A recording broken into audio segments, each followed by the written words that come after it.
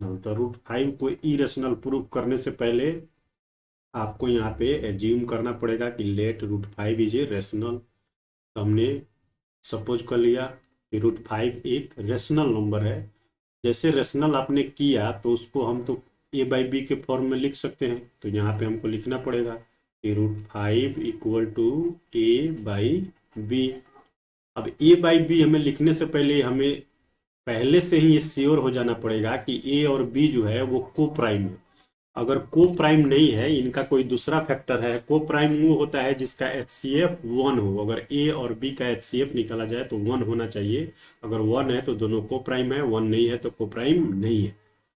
अब हमें इसको कंफर्म करना होगा कि ये को प्राइम है। अगर नहीं है, अगर इसके बीच में अगर इनके अलावा दूसरा कोई कॉमन फैक्टर आता है तो उस कॉमन फैक्टर से हम क्या करेंगे, दोनों को डिवाइड कर देंगे, फिर हम क्या कर लेंगे, इसको को प्राइम बना लेंगे। वही यहाँ पे मैंने लिखा हुआ है। Suppose A and B have a common factor other than one, other than one, one के अलावा इनका कोई कॉमन फैक्टर है, then we can divide by the common factor and assume that A and B are coprime. ठीक है, आगे बढ़ते हैं।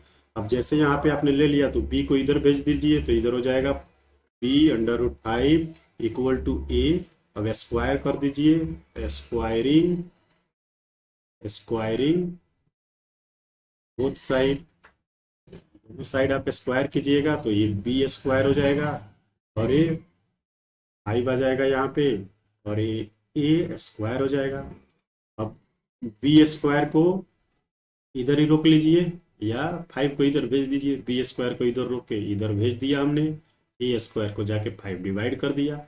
अब जैसे ए स्क्वायर को डिवाइड कर दिया तो यहाँ पे आप क्या लीजिएगा, यहाँ पे आप लीजिएगा थ्योरम 1.3। अब थ्योरम 1 जो थ्री यहाँ पे आएगा तो ये क्या बोलेगा, आते हैं ये बोलेगा if A sorry if five five divides divides A square then five divides divides A also. अगर ये बोलेगा, आते हैं कि अगर फाइव ने ए स्क्वायर को डिवाइड किया तो फाइव ए को भी डिवाइड कर देगा। अब जैसे यहाँ पे आपने हो गया तो आपको यहाँ से पता चल गया कि फाइव जो है ए का एक फैक्टर है।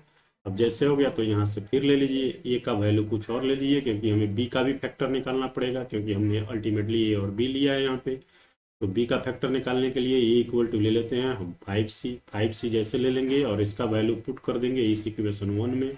इसको हमने इक्वेशन वन ले लिया तो क्या हो जाएगा, B square equal to A square के जगह पे आपको 5c रखना पड़ेगा। 5c रख दोगे तो ये यहाँ पे हो जाएगा स्क्वायर, और यहाँ पे क्या है, 5b स्क्वायर है, सॉरी पहले 5 छूट गया था।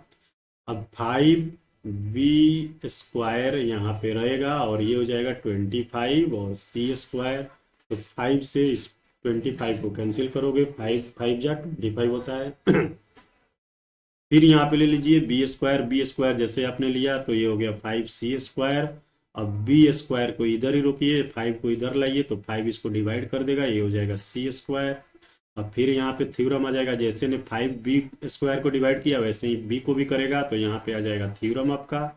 थ्योरम क्या आ रहा है, 1.3। 1.3 थ्योरम बोलेगा क्या, स्टेटमेंट उसके क्या है, स्टेटमेंट ये है कि if 5 divides B square then if also divides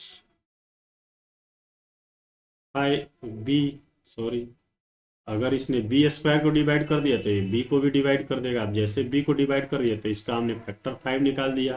तो यहाँ पे आपको लिखना पड़ेगा कि A and B have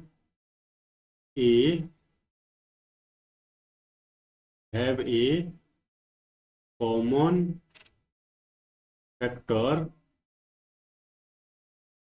other than one. A और बी के पास एक फैक्टर है जो वन के अलावा भी है।